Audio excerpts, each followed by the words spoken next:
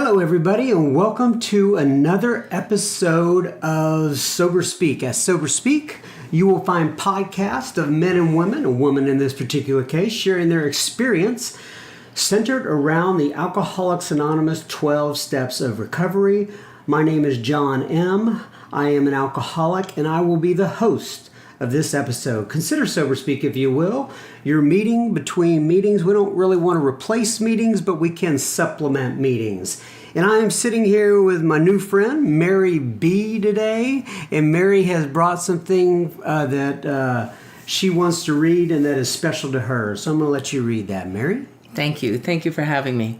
So this is from We Agnostics. We found the great reality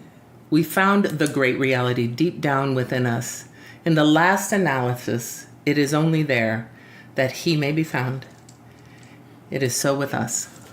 Very nice. I like that. We'll talk about that in a moment.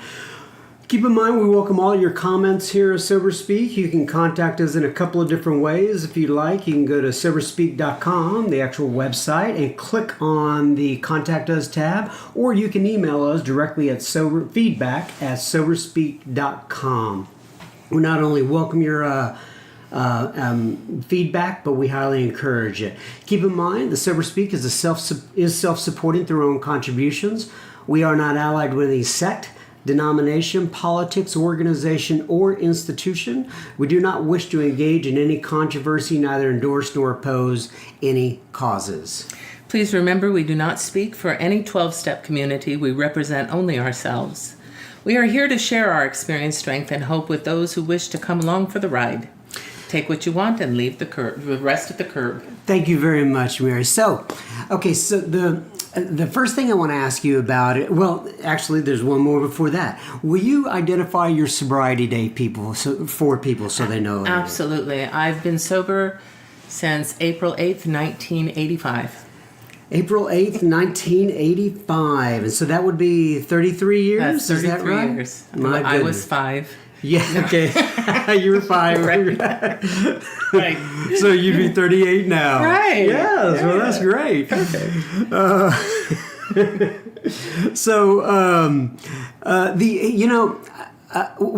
Okay, let me ask about what you read first, why you picked that out, why it's important to you, and get your thoughts on that a little bit. Well, there's so much. I mean, when you ask someone to pick a quote that means something to them, in all the literature, my goodness, I could find 50,000 things that are so important to me. And that just seemed to come to me as I prayed and asked God to, what direction this should go today. Because, first of all, it took me many years to see that. Mm-hmm. In the literature. I love that about this program. I love that my wife bought me a new book a couple of years ago, and it's like I'm seeing a whole new book because all the underlining and the highlighting is gone, and I get to start from scratch, and it's delicious. And I would highly recommend that to anyone. By the way, buy yourself a new book. But it is delicious. I love how you describe it. But it has been my experience spiritually that all the seeking and all the wandering has led me to deep down inside of myself. That is where I have met a God of my understanding, a God of love, a God of power, a God of humor, a God of forgiveness. I love it. Okay, so like I said at the beginning of this, and we even kind of chatted about this right before we began, we don't really know each other, right? And we're going to get to know each other a little bit better as we go through this podcast here, which is something that I actually love, uncovering things within these podcasts. It's probably my favorite part of doing these things. And that is, I was able to hear you share in a meeting once for about 3 minutes. I hope I didn't go over my 3 minutes. No. Well, They're if you did, I didn't here. notice. Yeah. Right. The people around here are kind of a little bit picky about that 3-minute deal, and I get it. So and I want to go right into this because you actually put a phrase in there right off the bat, and you already put it in right on the top of this podcast that I have actually never heard, and I'm not saying this is good, but I have never heard in an AA meeting before, right? In the ones that I go to, right? You're a woman, obviously, and I heard you say right off the bat, my wife. And I go, That's vulnerable. I want Mary on the podcast. I want her to come by and to visit us. So, Thank you. So, you're quite welcome. I'm fascinated by this. Right. So I mean, I've been around a while. I know that in Texas, legally, you couldn't really even Right. say that for quite some time. So, talk to me about your journey, your wife, and how long you've all been married. Sure. I'd be happy to. First of all, I've had 2 husbands. So you had 2 husbands. I've had 2 husbands and Okay. a wife. I've had quite the journey. I've been sober 33 years. Oh, this is getting There's good. not much you can ask me or tell me that I haven't either done or I won't reply to. But, I got married young. I had my first son while I was still drinking. I was not sober yet, and I was married to another, what I thought at that time and focused on was an alcoholic. Yeah. We certainly drank together. Yeah. And were you here in Texas? No, I was in Arizona, and I had this first son, and he was born with congenital heart defects. Yeah. And at the time, it was many years ago, it was 1979, and nothing was really known about fetal alcohol effect or any of that, And I drank through my pregnancy and we didn't know. I mean, nobody said don't drink. I mean, they would say, a couple of glasses of wine won't hurt you, and in my world, they were very large glasses, and so I didn't know to not drink or smoke during pregnancy. That was all information that came much later. Right. And my son was born with congenital heart defects, and he was diagnosed the night he was born. He had no more. Wouldn't survive, and there was nothing they could do. They weren't doing infant heart transplants or anything at the time. So 19 days later, his name was Jared, and he died. And I continued to drink, not knowing or thinking for one second that any of that was related. I got pregnant again and had my second son, Garrett, who's going to be 40 soon, and I think it's remarkable that we're both 40 in the same year. But anyway, and then I got sober when he was 5, and this is all with husband number 1, yes, correct? And I looked at my son one day, and well, first of all I could see was my husband at the time was his alcoholism. He was drinking too much. His drinking was bothering me. Things were escalating quickly in terms of violence, verbal and physical violence around the house. And I was complaining to people about that a lot. And one day I heard myself. It was like a spiritual awakening that I couldn't identify as such, but I heard myself, and I thought, if he is that sick and he is that bad, then why are you there? Right. And so someone told me about the Fellowship of Al-Anon. And they said, well, if he's an alcoholic, you should go here. So I walked into an Al-Anon meeting, and I sat down with 8 lovely, lovely women with little Peter Pan collars and pearls around their necks, and I was not that. And it was the 80s. I had big hair and 4-inch spiked heels. And is this still in Arizona? Yes. And so I walked in and I sat down with them, and they handed me the Big Book of Alcoholics Anonymous, because they worked their program out of the Big Book of Alcoholics Anonymous. And they handed me that book, and they said, read the 164 pages, honey, and get your focus off of him and put it on yourself. And that was my first experience of conscious experience of divine intervention. Like, I got that I was being given a message. So I took that big book home. So the Al-Anons basically... The Al-Anons right introduced off the me. bat. The Right. Al-Anons introduced me to the program of Alcoholics Anonymous. Yeah, and I love Al-Anon. I do too. I love the people in Al-Anon. I do too. And, Absolutely. They are a gift. Absolutely. Gift to me. So. Absolutely, and me. Yeah. So I read the first 164 pages, underlining every single sentence that applied to him. Right. Not that I need that other program, you understand. But anyway, and then all of a sudden, about halfway through, probably in the description of the alcoholic, I began to identify. And it scared me. It scared me, and it softened me all at once. Right. That's a great way to put it. It scared me, and it softened me. Yeah. That is a wonderful way to put that. Such beautiful language around that. I'm sorry to interrupt you. Go ahead. I poured one last extremely large glass of wine. And I decided that I'd try those Al-Anons one more time. So I went to another Al-Anon meeting, only I sat down in the back row, and when the meeting started, I realized I was in a meeting of Alcoholics Anonymous. Right. And a lady in front of me turned around and said, "Honey, is this your first meeting?" And I said, "Oh, no, I went to Al-Anon last week or whatever, 2 days ago." And she said, "Well, this is a meeting of Alcoholics Anonymous." And here's the second moment of divine intervention. I heard out of my mouth these words, "No, I think I'm in the right room." And what it was more than anything, I think, was my ego, because I really didn't want to look stupid. I didn't want to get up and look like I went in the wrong room, right? So my ego almost killed me. But in the end, God used my ego to save my life. So even though, did you have an inkling at that time? I mean, I know you were underlining things, kind of thinking about your husband, but did you have an inkling down inside that you may be an alcoholic as well? Or was that to come later? Not until I read the text. Yes, when I read the text, I thought, I think that way. I drink that way. I think that way. I am the director.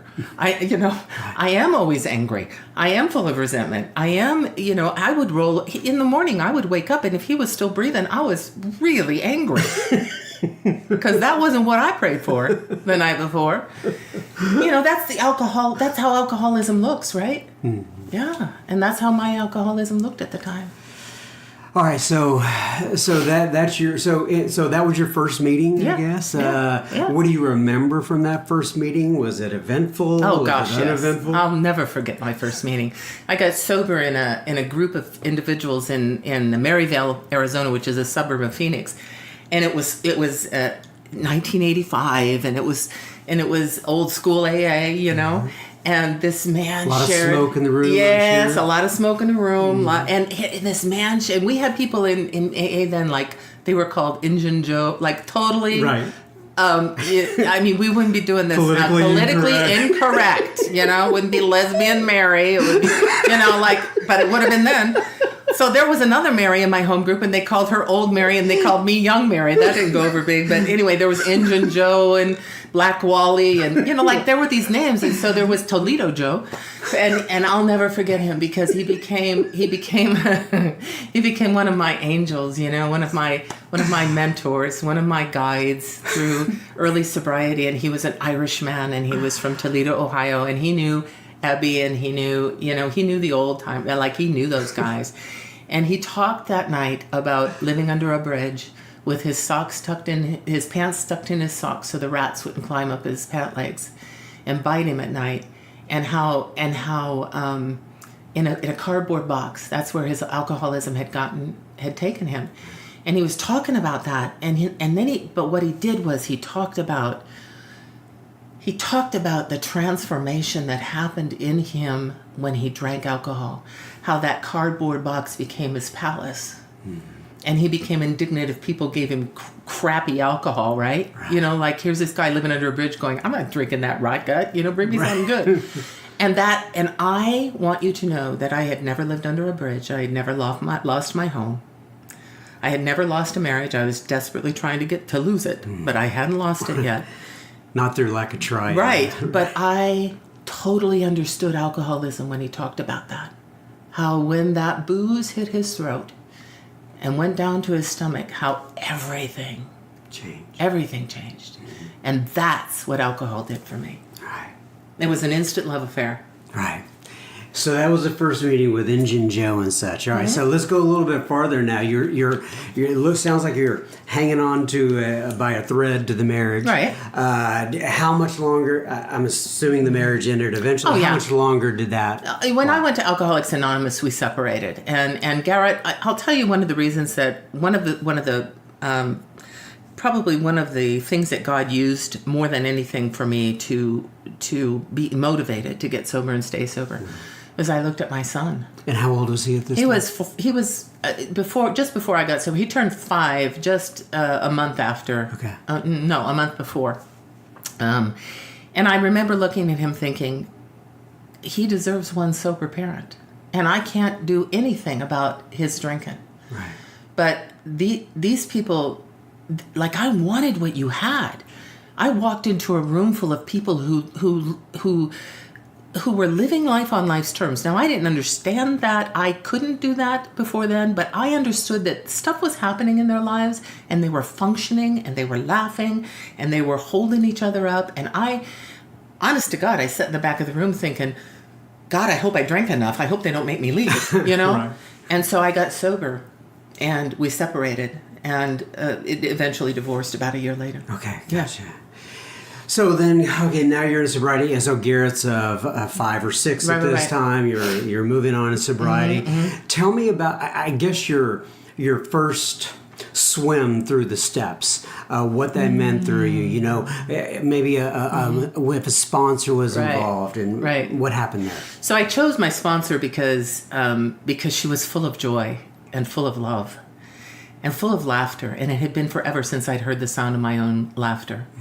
And I'd always lived my life in basically joyful, but my alcoholism had taken away. It had robbed me from any sense of joy. I lived in this doom and gloom place, kind of surrounded by idiots, you know, in my own mind, you know, thinking that everyone was screwing up my life. But I asked her to sponsor me, and she was, and still is. I just surprised her at her 45th sobriety birthday. 40th sobriety birthday, sorry. Back in Arizona? I went to Arizona and surprised her with all my old home group friends. But she took me through the steps of Alcoholics Anonymous. I had known a God of my understanding that was vengeful and scary, and you know, I had been raised in churches, and I had you know, believed my receiver's been broken from the beginning. So all I got was that I was never going to live up to what was expected of me, and I was in deep trouble, so I might as well just drink and have a good time, you know. And she took me one day on my third step. I'll never forget this. This was precious. She was a parochial school teacher, and she took me to the chapel. And part of what allowed me to come to believe in something different was that I watched the God in you. I watched her have a relationship with a loving God, with a God with a sense of humor. I heard her say things that I was thinking out loud, and know that God loved her, you know? And that wasn't the God I knew. And so she took me to this chapel, and she sat me down, and she said, she scared me to death, because she says, I have someone I want you to meet. And I thought she was going to set me up on a date or something, you know what I mean? And I don't like her taste in men particularly, but anyway, so I sat down with her, and she takes me in this chapel, sits down, holds my hand, and she says, God, I want you to meet Mary. Mary, this is God. He loves you. He loves you, and there's nothing you can ever do. There's nothing you've ever done that can make him not love you. Oh, I've never heard that before. It doesn't matter what you do, he'll love you. And I was transformed. My relationship with God was born that day. Wow, so you got an actual introduction. I've never heard that done precious? before. Isn't that precious? That is fantastic. Yeah, I love she's it. precious. She's a pretty neat lady. So what was when you went back for the birthday party? What was that was like? an amazing experience. My friend Janice, who is 5 years older than I am in sobriety, she was having it at her home, and my good friend Beverly, that I got sober with,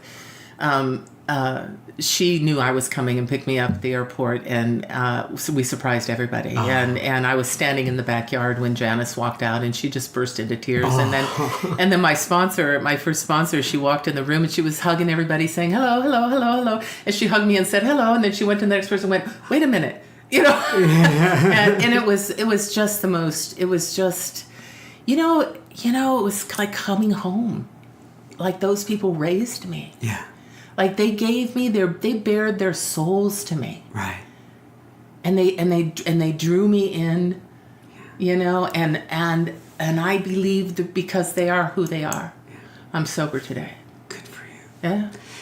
You have mentioned a phrase in the past. It says you said that you believe that, if I remember this phrase correctly, you believe that Alcoholics Anonymous is a great love story. Yeah. So absolutely. Talk to me. What do you mean? I mean, dive into that a little bit. Well, I've been raised in sobriety I've had 2 sponsors during my experience in sobriety. I've been taken through the steps, you know, the first time, like we all go through them to the best of our ability. Yeah. And I was always taught that that this was a gift of love from God. I remember the first time I realized that I was worthy of God's love. The first time. And it was when I was working on my 4-step. And I was just feeling like a piece of poop, like we're dragging up all this stuff and we're having to face the reality and we're having to get mad again all over at the Right. people we thought we didn't have resentments Right. against, because I came in here with no resentment. And then, we're doing all that heavy lifting and that writing to the best of our ability. And I remember lying in bed that night and I remember saying to God, I can't do this. And then I remember thinking about what a miracle this program is. And then it occurred to me that I'd been brought to the rooms by something greater than myself, that something that loved me so much. Yeah. And then the idea that I could trace that act, that thing, back to two men who sat together, and God absolutely, I believe, anointed this whole thing. That my being present in a room of Alcoholics Anonymous could be traced back to that moment. I said, you know what? God must love drunks, because here he gave us something. Now, trust me, I've been raised in churches. I'd read the Bible. I'd been exposed to all of that. None of it sank into my heart like the words from the Big Book of Alcoholics Anonymous did. And there's nothing really new in the Big Book of Alcoholics Anonymous, really. I mean, a lot of it's from scripture, Right. and from previous writings. Yeah. And so when I looked at it and I said, oh my goodness, he inspired something that's written in language that I can understand. Right. That is an incredible love story. Right. That is a package that when it is laid at your feet, if you complain about the wrapping, you are going to miss the gift. Open it. Take the ribbon off. You go, sister. Right. I like that. Hey, do I hear an amen? Amen. I like that. That's a sermon I can go with right there. All right. So, So let's go back here a little bit. So obviously you're, a year or two into sobriety. I know you mentioned there's another man in there somewhere. So. Yeah, So okay, was that, we'll go with one. Was it? Well, at least one. Right. Well, Was it's it grown Boy up. Meets Girl on AA campus? No, was it? similar. Yes, Yeah. he was sober. He had 7 years longer than I, and we ended up marrying, and he was 20 years older, and we were together 23 years. We did this thing together 23 years, and so. No children from that? No, we raised Garrett together. He adopted Garrett. I have 2 stepkids. I have a bunch of grandkids that I'm absolutely crazy about, and they're almost all grown. I have a couple of little ones. Yeah. But yeah, we had almost 23 years together, and then we we went our Did separate you do ways. all the AA stuff Oh yeah, together? we went to that- 3 meetings a week. Yeah. Absolutely. And I want to share with people that my journey, my program, my relationship with God, my relationship to the steps, my relationship to my sponsor, that's all evolved and changed. Right. And it isn't this week what it was last week. True. And so What who I I mean- was, in my 40s and in my, I'm like old, and I know I look good, but You not- look but great. anyway, but I'm old, and so in those decades, the way this all looked and the way my program looked is not the way it looks today. Right. And the beautiful thing about that is every single experience I had to have to be who I am today. Right. And I get that. Right. Like the relationship I have with my sponsor today is not exactly what I needed in the beginning. Right. I mean, it was Right. like he was like babysitting me in the beginning. Yes. Now some of it's the same. You have to Yeah. talk and Yeah. have discussions and such. Yeah. But that I always say that I just pray that I'm not the same guy in 5 years that I am today, right? I don't want to keep living the same experience over and over. I don't want my relationship to God to be different than it is today. Absolutely. Or I do want it to be different than it is today. I want it to evolve. Okay, so, all right, so you did 23 years there. Yeah, we were together 23 years, yeah. And anything significant with those 23 years you want to talk about? Yeah, we before had move on? No, we had a lot of fun. We had a great life together. We lived the best we knew how in sobriety. No, we moved to Colorado. Okay. When he retired, we moved to southwestern Colorado. We lived on 17 acres and had horses. And, I've just had I met a guy one time in Colorado, and every time you'd talk about something, he'd go, "Oh, I did that," or "I did that," and I'd say to him, "Are you like 150 years old?" And then I hear my own story, and I go, "God, I'm starting to sound like him," But I had this extremely delicious life, full of just tons of experiences and tons of different lives, and I lived on this 17 acres in Colorado. I had horses and miniature horses and Arabians and Oh, wow. a small AA community, recovery community, very small, very basic AA community there. And that was a very painful, really hard divorce. It was really painful, and separation, and my son left for Iraq at the same time as a captain. So it was really, that was my 19th year of sobriety, and I would sit here and tell you with all honesty and a completely open heart that it was the most broken I'd ever been in my life. Yeah. I thought I would never find my way through that forest, that dark forest, that dark night of the soul. And I want you to know that I didn't believe God loved me. I didn't believe God was there for me. I didn't believe that there was a God. Mm-hmm. I lost all contact with God, and what happens when you do that is you lose hope. Right. And those are the people in our program that kill themselves or go back to drinking, go back out. 19 years is not a guarantee. Life happens, and it can be incredibly painful. I continue to call my sponsor. I continue to sit with her. I continue to do steps. I continue to go to meetings. And the only thing that I can tell you that saved me was that there was something inside of me that knew that you were still in the light, even though I was in the darkness. And so I knew to put my hand in your hand and allow you to walk me back into the light slowly. It turns out that was probably one of the most extraordinarily spiritually charged growth periods of my sobriety. I found God in a way that I would have never found him or her otherwise. Right. In the dark night. Absolutely. Of the soul. Right. And I thought, instead of beating myself up about it, because that's what we do. Like, we sit in meetings and we compare ourselves to everybody else, right? And we think if we have 20 years, we're supposed to have it all together. It's supposed to look a certain way, and we're going to sound all good and la la la la la. And I would sit in meetings and just cry my eyes out, and people would come up to me and tap me on the shoulder and say, "Oh, honey, would you like a desire chip?" And I just want to kill them, Right. No, I'm just in pain. Like, sometimes the alcoholic who still suffers is the old timer. That's right.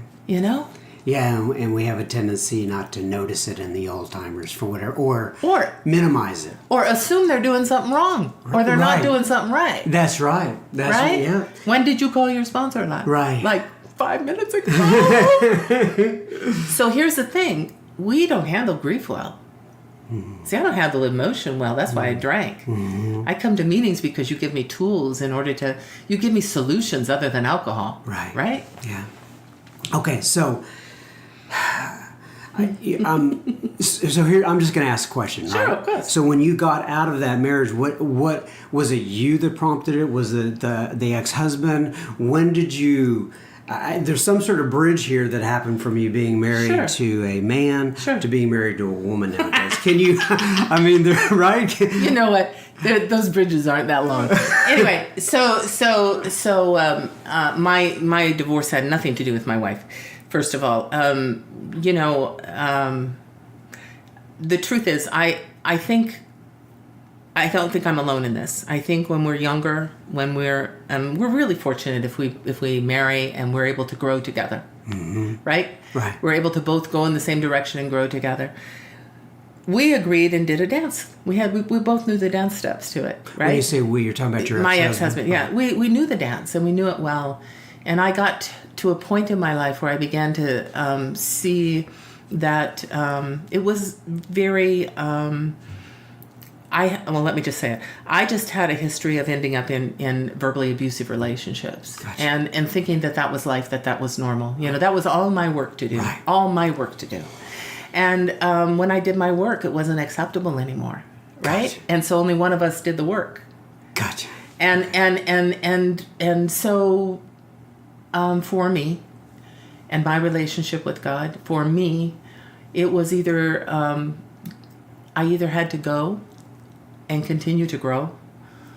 I mean, there was no other choice. I couldn't, it just couldn't be. It just couldn't be. And it was time. And I think we, just as human beings, kind of judge all of that and want to say, that being married 45 years is the goal. Right. I have a sponsor today who sat across from me and she said, who's to say that being married 45 years to one man is any more valuable than being married 45 times 1 year to 45 different men? Right. Who's to say that? Right. We just don't know. And so, I dropped Jesus with the woman at the well. Yeah, and I dropped the shame bag at the door a long time ago. Right. This is my journey. Right. Right. Like, so it sounded to me, and this is how I would interpret it, and you let me know if I'm wrong, like you were living this life with the ex-husband for 19 years or whatever it was. It sounded like in some form or fashion you felt like you were living a lie, a little bit hypocritical, or am I hearing that wrong? No. I just kind of woke up. I just kind of came to at one point in my life and went, wait a minute. This is not what I want. Wait a minute. I don't think anybody deserves to be in a relationship that's abusive in any way. Right. And up to that point, I just thought that was a relationship. I just thought that was a relationship. So it was about my, change, a change in me. There's just no question about that, And then in 2012, I was single and living in San Antonio. So you moved. So somehow you got from Colorado to San Antonio. Yeah. And what brought that? How'd you pick San Antonio? I didn't pick San Antonio. Oh God, this is all sounding so sordid. I was in another relationship that ended up moving there, and so with the man. Then that was like one of those frying pan into the fire kind of things. People. So I'm here to tell you that you live all this stuff out loud. I lived this stuff out loud in the rooms of Alcoholics Anonymous, and you know what had happened? What happens when you do that is it allows other people who are going through this kind of painful experience, who are having these experiences in life, to be able to be honest and to not feel like there's something wrong. That's right. So I was diagnosed with breast cancer, a really aggressive form of breast cancer in 2012. Out of nowhere. It was in San Antonio. It was a total God thing. It was God went out of his way. It was an incidental finding, and it was very early and very small and extremely aggressive. And they rushed me into chemo. They did a lumpectomy and rushed me into chemo. And so here's the cool thing about all that. First of all, I'm sitting in a meeting of Alcoholics Anonymous, women's meeting. I went to a lot of women's meetings. My home group was a women's meeting. And I'm in this meeting, and someone asked me, are you angry? Have you gotten angry yet? And I said, no. As a matter of fact, I was lying in bed last night with my dog. Regarding the breast cancer. The breast cancer. And I put my hands on my breast, and I spoke to my cancer, and I said, welcome. I'm so glad you've come. Because I know you've come to teach me something profound, something deep. I know you're not going to leave me the way you found me. And then I said to my cancer, don't get too comfy, because we're coming at you, But I really felt that my soul had called to it the experience that it needed to have to grow closer and deeper still to God. My biggest fear, my greatest fear, my new sponsor I picked up in 2007, and she's just an amazing, amazing woman. The most non-judgmental, love-filled. Her God is so big, neither one of us can even begin to describe it, And I did a thorough, fearless fear inventory in my life. For the first time, a deep fear inventory. Most powerful inventory I'd ever done in my life. And in that inventory, I discovered that my fears had driven my decisions in relationships. My fears had driven my decision to settle, to allow myself to look the other way, to be treated a way that I shouldn't have allowed, because I was so afraid to be alone. I was so afraid to be alone. So here I am facing breast cancer, all alone, all alone. How delicious is that? Like, right? All I could think of was, this is gonna be good. That's great. So, you know what that reminds me of is the line in the Big Book that says, when troubles come our way, Absolutely. we cheerfully capitalize upon them. Now, that all sounds good, right? And sometimes I think I can do that, and sometimes I think I'm very poor at that, but that is God made manifest from my perspective. Absolutely. And how you were handling that and what your attitude was going into that. And Mary, I'm not sure everyone could do that. And that's a testament to your faith and your growth and your experience as a human being. Thank you. I think it's a testament to God. I think it's a testament to grace. Oh, that's a beautiful word. I think it's a testament to grace. You know, I had to know beyond the shadow of a doubt that I was never alone. Yeah. I got to have that experience. You know, I was thinking, oh God, what if I am so sick and I fall, you know, like this is what alcoholics do, right? I'm going to tell the story. It's going to have a crappy ending. What if I get sick and I fall in the bathtub and I hit my head and then I die? You know, right? And the dog can't call 911, you know, and somebody should be here. Yeah. Well, what happened is that all of a sudden I became important enough to me to not have someone with me that was abusive, right? To not have someone with me just to have a body there, to trust God enough to know that all my needs would be met. And I'm here to tell you, they were all met. Great. So obviously you're sitting with me here today. 5 years. So was that? So that went successful. Yeah, then, it was a humdinger, but it went, I'm gonna tell you, it was a doozy. But we're here 5 years later, all clear. You know, every day is a miracle for me, really. And I met my wife at a women's meeting. I'd never been attracted to women before. When I was sick, my body was dying. I was very, very sick from the chemo. And, you know, they tell you that, you know, that the cancer may not kill you, but the cure will.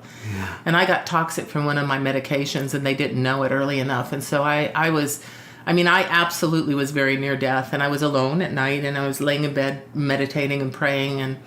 And I had this experience where I actually left my body. I felt my soul and my spirit, you know, sort of going. But the cool thing is that wait, hold on, go back to that. I had this experience where I felt my soul, my spirit left my body. I mean, I felt this connection to everything, to God, to creation, and there was nothing but joy. And once again, this was during the chemo. The chemo, and you were very sick, sick way. And there was no fear, and there was just joy, and I was like, I just wanted to be there and go there. So there was this sense that this would be good. Like this big fear about dying, boo-ha, you know. And so I was like, okay. And then I looked at my body, and I thought I had this deep sense and understanding. So you're outside of yourself, looking down, basically. So this deep sense within myself and this understanding to my core that it didn't matter about my body. It didn't matter if my body was dying. It didn't matter if my body was a size 6, which has always been my goal. But you know, look at me, seriously. And you know, it was you know, all the stuff I ever drank over. All the stuff, you know, I wasn't good enough. I wasn't blonde enough. I wasn't tall enough. I wasn't, you know, I didn't fit in. I didn't feel right in my skin. All that stuff, I got clearly. Every cell in my body understood that none of it mattered. It's all white noise. It's all white noise. That this experience I was having, this connection with creation, was nothing but love. You know, it was nothing but whole, pure deliciousness. You know, there was nothing that mattered beyond that. So when I met Brenda, we started, I said her name, we started to have, that's okay. We met as friends. We met as friends in a meeting, and what I saw in her. This is in San Antonio? In a women's meeting, and what I saw in her was God. It was this beautiful, brilliant light, and And just on the timeline, were you done with the chemo? By this point? No. I met her just before I started chemo. Just before you started. But we didn't start having lunches or breakfast together for several weeks. But I met her at this meeting, and what I saw in her was God. What I saw in her was this deeply rooted, whole force of nature, filled with God. Just light. And I remember she was speaking at a meeting that night at a fellowship's anniversary. I didn't know of her. I didn't hear of her ever, anybody, nothing. And I went to hear her, and she's, please don't miss her. Please don't miss her. OMG. I mean, you'll never be the same. And I heard her speak that night, and I thought, oh my gosh, that was extraordinary. I mean, you're just catapulted into the fourth dimension when you hear her tell her story. And God said to me, don't miss this. I have sent this. She's here for your healing. Don't miss it. So I went into chemo, and a few weeks later, I called her and said, let's go have pie, because I just, when you're on chemo, you just eat stuff. And so we went and had pie, and then we started having breakfast every Sunday morning. And it wasn't like that. It wasn't a romantic thing. It was two sober, spiritual women sitting over breakfast every Sunday morning talking about God and their experience of God and their experience of sobriety. And we had 6 months like that, And then one day I was sitting across from her, and I realized I was in love with her, and I said, I gotta go. I gotta go. It kind of scared you? Yeah, it scared me to death. Yeah. And I called my sponsor before I got to the car and said, emergency meeting. I said, I don't know what they put in my chemo. Like that. I lost my mind, because all of this fear and all of this ego came up, like all of a sudden, all of this ego came into play. And I sat with my sponsor, and I did my work around that. I did my work around the fear. I did my work around how it would affect my children, what my children might do. Will they stay? Will they go? I did a thorough fear inventory of all of that, of my perceptions and my expectations of what sexuality is and what it means. And I got very, very clear, and I did my work, because this woman that I had fallen in love with is so extraordinary. She deserved that. And this woman that sits before you deserved that. Right. So I did all my work, so everything was free and clear. And I love my children with my whole heart and soul, but I knew that I deserved to be loved that way. My sponsor looked at me across the table, and she said, that thing that happened to you when you were sick, where God told you nothing matters, and, remember that thing? She said, what difference does it make, the package it's wrapped in? Right. God bless you. Oh, that's great. So, do you remember the conversations with your? My kids? Yeah, I do. Yeah, I do. Okay, so that's like in 6 months. Right. You're gonna have this freak out period. Yeah. So it was a few months before we told the kids, because I wanted to make sure, and be. Did she? By the way, does she reciprocate? Oh, absolutely. Okay. Oh, absolutely. Yeah. Okay, yeah. Gotcha. And so this is, you have to understand, this is all new and different, and in sobriety. Hello. Right. Hello. Awake, spiritually awake. Hello. And I'm just, it was, some of it was hilarious. Yeah. I have to tell you, but I'm not going to tell you, but it was comical anyway. And then, my wife has this incredible sense of humor. We laugh so much. Stop it. Our life is crazy. We laugh, we talk about God, we laugh, we cry. It's delicious. But anyway, so first I told my son, who, is like my heart. And he was like, I knew it. Like I said, I met someone, and I can't wait for you to meet her. He said he knew what? He says, I said, I met someone, and I can't wait for you to meet her. And he goes, I knew it. I knew it was a woman. Like that. And he's so cute. And so, he wanted to meet her right away. Yeah. She went over with me to meet them. He fell in love with her, like everyone does. Mm-hmm. He considers that he has two moms. Yeah. My ex-husband passed away 4 years after we separated, which was really tragic. It was really sudden and really hard on my kids, and just a shock. but he loves her so much, and it's her he calls. It's her he talks to. Well, he talks to me too, Right, but you know how your kids Right. use one for one thing. Yeah, You're like, yeah. There's no question. Right. He trusts her completely, and he loves her. And then my stepchildren. My stepson and his wife were involved in a very fundamental church, and so I knew that it would be a challenge. And I love them, and I'm very close to them, and especially my daughter-in-law. And I called her and I told her the truth, and she said, I'm shocked. And I said, welcome to my world. The line forms here.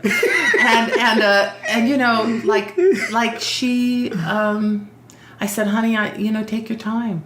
Like, I get it. Like, I so get it. Take your time. And I said, and if you decide no, then I'm going to be sorry for you, because you will have missed God in skin beyond your wildest dreams, And so we, we've moved through our life and our marriage as if it is what we know it is, which is meant to be 4 years. For 4 years. Yeah. So you had described to me the wedding, was it? Well, we had to go to Albuquerque to get married because it wasn't legal in Texas, at the time. It is now, though, yeah, right? Okay. Yeah. So we went to Albuquerque and legally got married, civilly. Yeah.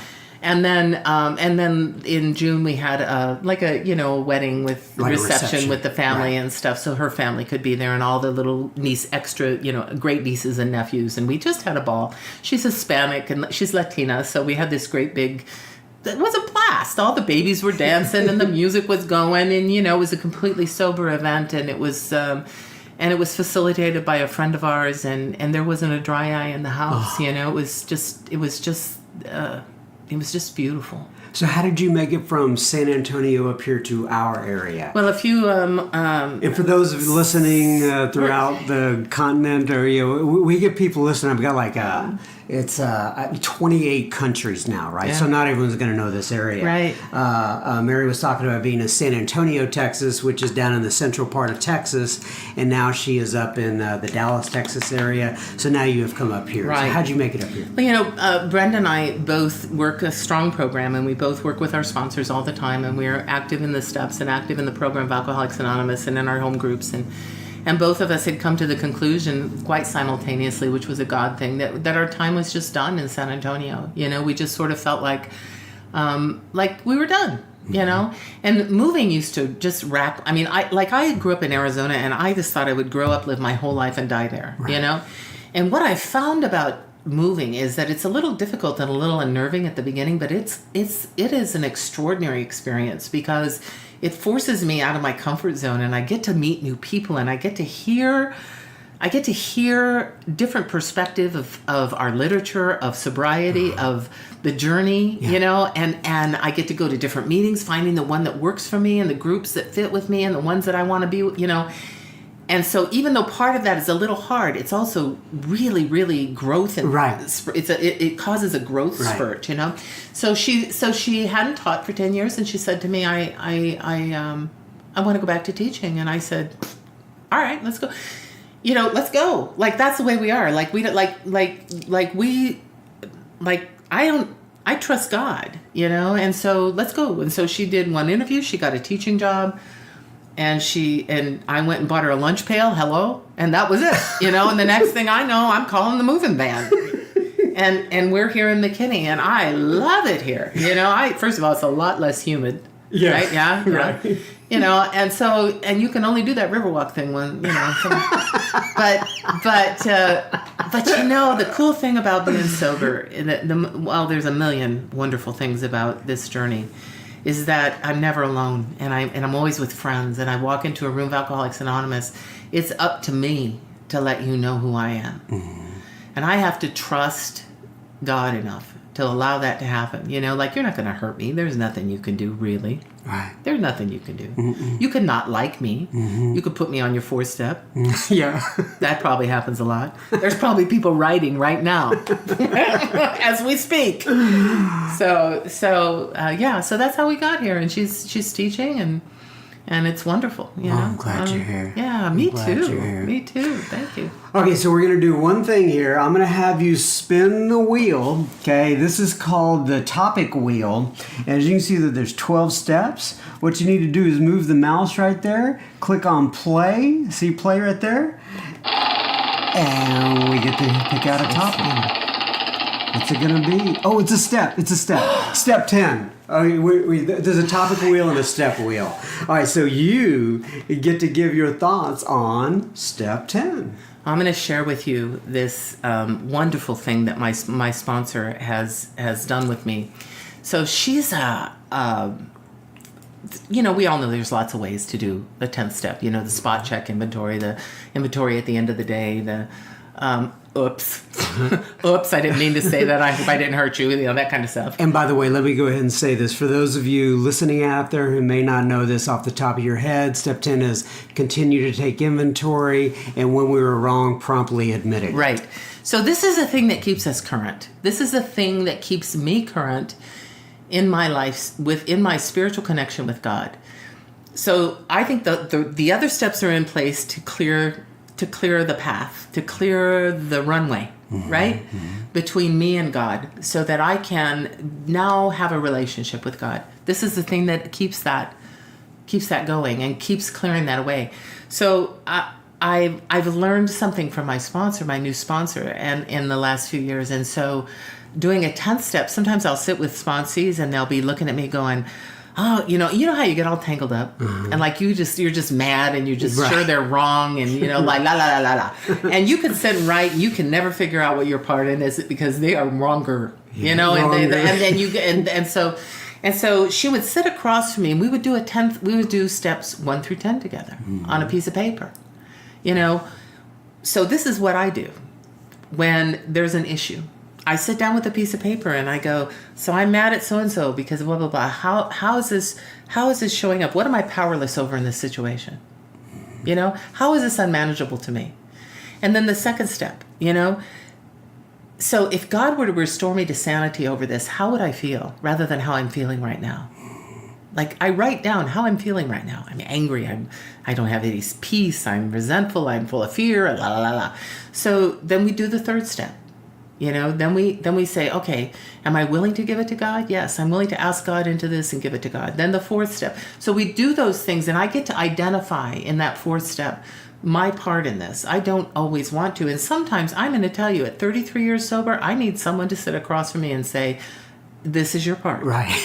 Because I'm here to tell you, this disease is cunning, baffling, and powerful. And I can sit and look at it and go, yeah, I'm not seeing it. You know, I'm not seeing it. And so she can, you know, I need someone outside of my head to help me see and clear that. Right.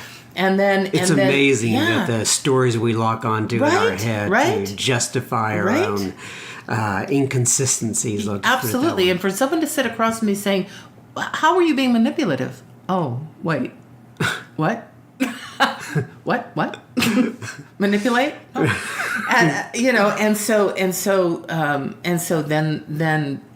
the fear inventory, which is always, I find, for me and for the women that I sponsor, that fear is 99% of the time driving the bus off the cliff. Right.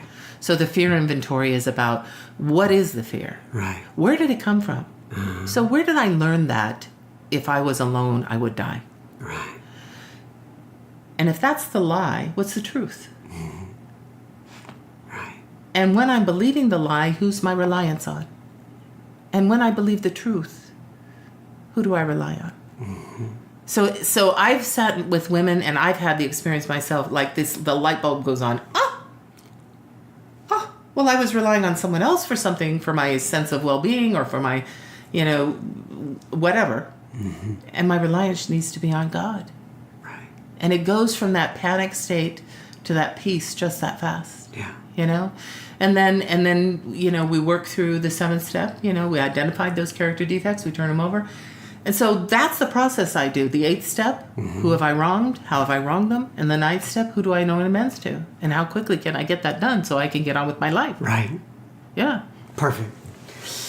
Mary, This has been a blast. This has been a blast. I have enjoyed it also. Yeah. Thank you. I'm so glad you came in. Probably too many people know way too much now, but it's all right. That's all right. We're trusting God with all that right there. That's right. That's why we're here. The vulnerability is what helps people get through what they need to get through. All right, so I'm going to read a little bit from the Big Book to close us out here. Page 164 says, abandon yourself to God as you understand God.